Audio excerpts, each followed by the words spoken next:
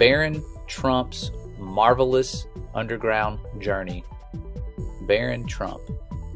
Doesn't seem to really ring a bell, probably, unless you're familiar with the fact that the book is about a boy, of course, named Baron Trump, and he found a secret portal and time traveled. But that's not the crazy part. Hashtag wait for it. Baron Trump is Donald Trump's son.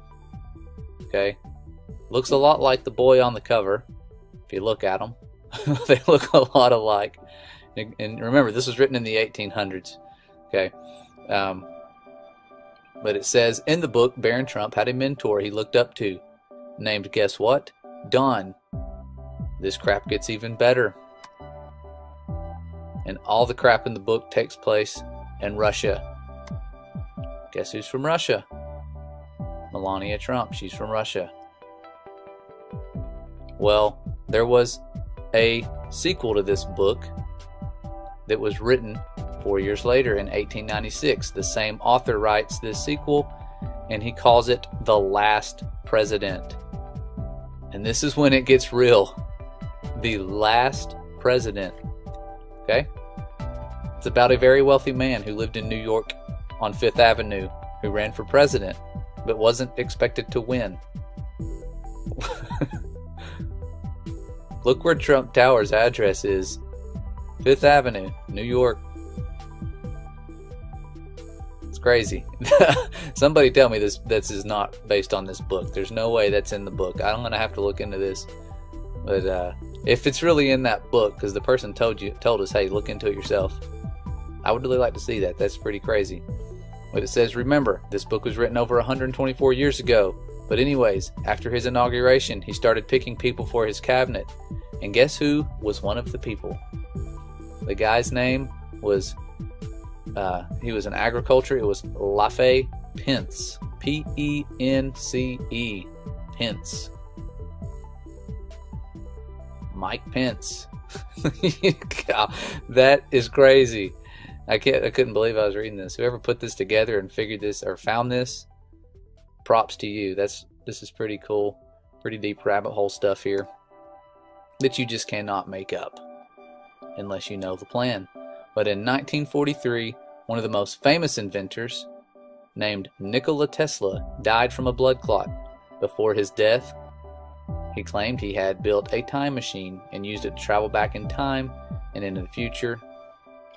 See, now this is where I get kind of lost because I don't know much about anything, if that's verified or whatever, or a valid story if he'd ever claimed that.